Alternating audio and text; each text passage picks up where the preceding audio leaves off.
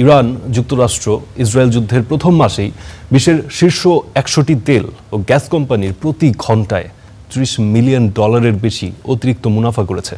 এই বিপুল মুনাফার বড় সুবিধাভোগীদের মধ্যে রয়েছে সৌদি আরামকো, গ্যাসপ্রমের মতো প্রতিষ্ঠান।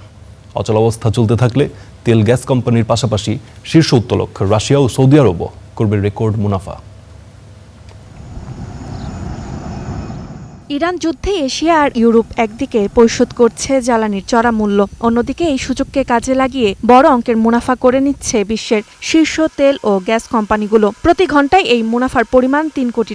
বিশ্বের শীর্ষ ১০০টি তেল ও গ্যাস কোম্পানি মার্চ মাসে অতিরিক্ত মুনাফা করেছে প্রায় $২৩ বিলিয়ন। এই তালিকায় বড় সুবিধাভোগীদের মধ্যে রয়েছে সৌদি আরামকো, গজপ্রম ও এক্সন মোবিল। সংঘাতের জেরে মার্চে তেলের দাম গড়ে ব্যারেল প্রতি $১০০ পৌঁছায়, যা এই অস্বাভাবিক মুনাফার প্রধান কারণ। তেলের দাম গড়ে $১০০ থাকলে ২০২৬ সালের শেষ নাগাদ যুদ্ধের সুযোগে তেল ও গ্যাস কোম্পানিগুলোর অতিরিক্ত মুনাফা প্রায় $২৩৪ বিলিয়ন পৌঁছাবে। এমন তথ্য উঠে এসেছে গবেষণা প্রতিষ্ঠান রিস্টার্ট এনার্জির প্রতিবেদনে। এই মুনাফার দৌড়ে সবার আগে রয়েছে সৌদি আরবের রাষ্ট্রীয় কোম্পানি আরামকো।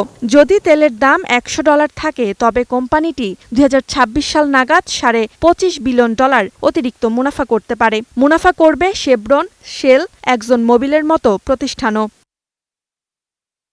পিছিয়ে নেই রাশিয়ার ৩ কোম্পানি গ্যাসপ্রম, রসনেফট ও লুকোয়েল। বছরের শেষ নাগাদ এই ৩টি তেল কোম্পানি বাড়তি মুনাফা করতে পারে প্রায় $২৪ billion.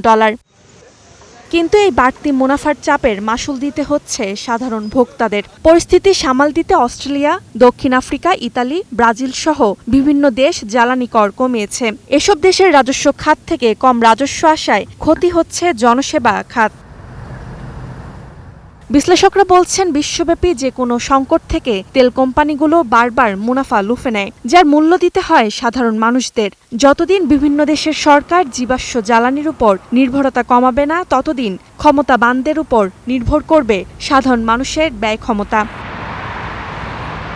Roksana Rimi, star news.